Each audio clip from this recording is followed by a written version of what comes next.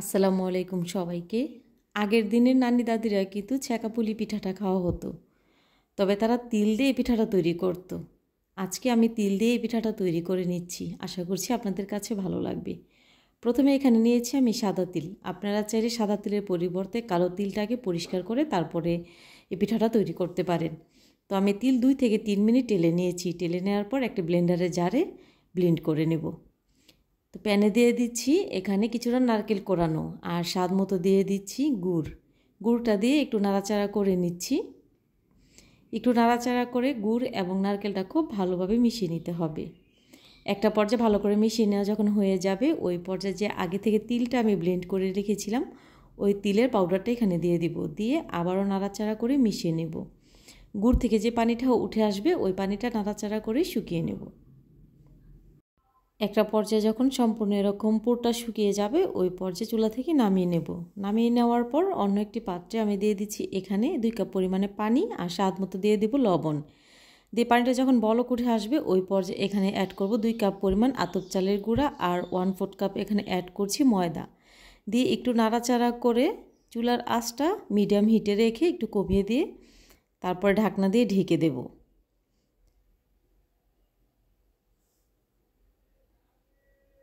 ঢাকনাটা তুলে আবারও নাড়াচাড়া করে খুব ভালো করে মিশিয়ে নিতে হবে।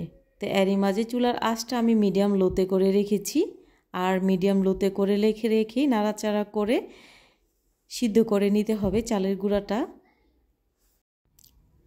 এখন পর্যন্ত আমি কিন্তু চুলার আঁচটা বন্ধ করে দিইনি। চুলার আঁচটা মিডিয়াম লোতে রেখে তারপরে খুব ভালো করে নাড়াচাড়া করে তারপরে গুঁড়িটা সিদ্ধ করে নিচ্ছি।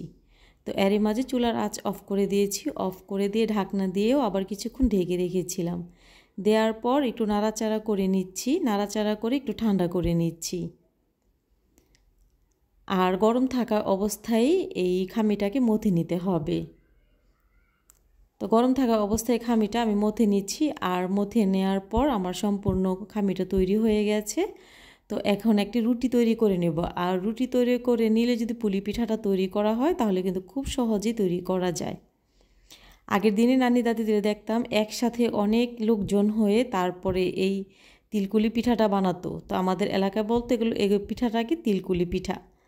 তো এই পিঠাটা এখন আমরা জানি তিল পিঠা। তো আপনারা কে কী নামে ডাকেন আমি জানি না, তবে আপনার এলাকায় এই পিঠাকে কী পিঠা বলে অবশ্যই আমাকে কমেন্ট করে জানাবেন। তো এভাবে করে পিঠাটা তৈরি করে নিচ্ছি, আর পিঠাটা কিভাবে তৈরি করে নিচ্ছি আপনারা দেখে বুঝতে পাচ্ছেন। আর এভাবে যদি পিঠাটা তৈরি করেন তাহলে কিন্তু খুব সহজ উপায়ে পিঠাগুলো তৈরি করে নেওয়া যায়।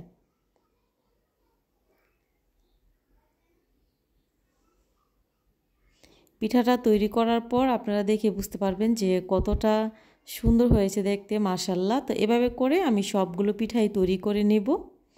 আর এভাবে পিঠাটা কিন্তু তৈরি করা খুবই সহজ আমি মনে করি।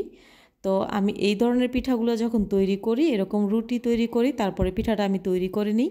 যেহেতু এই পিঠাটা একা একা তৈরি করতে হয় আমার, আর সেজন্য যেভাবে সহজ ঠিক সেভাবে আমি পিঠাটা তৈরি করি, আর খুব কম সময়ে পিঠাগুলো তৈরি করা যায়।